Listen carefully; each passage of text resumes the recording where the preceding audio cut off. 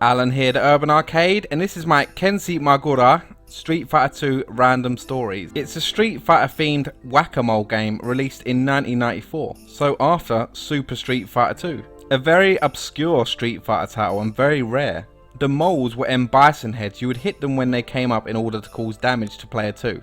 The quicker you hit them, the more damage you caused. It was very common to see whack-a-mole cabinets in arcade, but very weird to see a Street Fighter 2 themed whack-a-mole cabinet. Now I saw this on my visit to Margate while I was looking for Street Fighter cabinets. I didn't find any Street Fighter cabinets, but I came across this, and you can imagine how shocked I was. If I can remember correctly, I think it was £1 for 1 credit, and once you did beat the game, it was game over. You're greeted with the title screen along with the Street Fighter 2 intro music.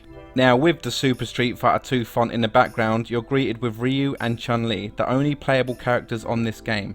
Player 1 for Ryu and player 2 for Chun-Li. And then the animated picture of Bison from Street Fighter 2 Champion Edition.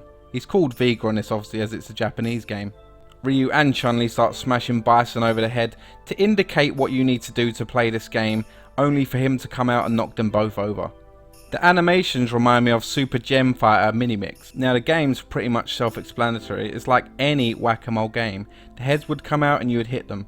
How accurately and fast you hit the bisons determined who won or lost. The game only consisted of 4 rounds. 2 rounds with Chun-Li and 2 rounds with Bison, but believe me, after 4 rounds of hitting them moles really fast, it was enough. I don't think many people have actually played this game. That's why I wanted to make a video about it. I mean, I only ever saw it once and I've never heard of it since. I don't think this really worked out over here. Like the original Street Fighter with punch sensitive pads. Maybe it was something that was more seen in Japan. I was a little disappointed that I didn't come across a Street Fighter 2 arcade machine, but this to me was fine. It was still Street Fighter. It was still a Street Fighter arcade machine. It was something I could tell my friends about, only for them to never believe me. Again, like Rainbow Edition, only this is a bit more obscure. You would tell friends that you played a game where you would do fireballs in midair only for them not to believe you. You tell them you played a Street Fighter whack-a-mole game in the arcades, yeah, everyone would laugh at you. If you failed to hit the bison heads in time, you'd actually lose the round, but if you did manage to beat Chun-Li, you'd then be taken to a final battle with Vega. As most of you must know by now, it's Vega in Japan and Bison in Europe and America. And it's the same as your battle with Chun-Li.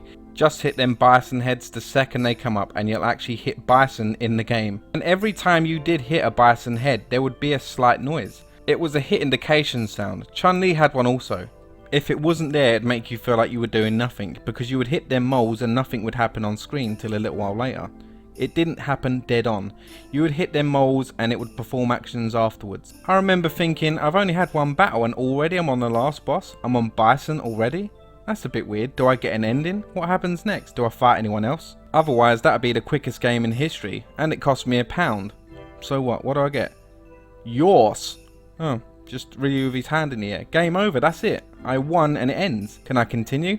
I'm first? Wow, that was kind of easy. I know this is a short random story video, but when else would I ever get to talk about this?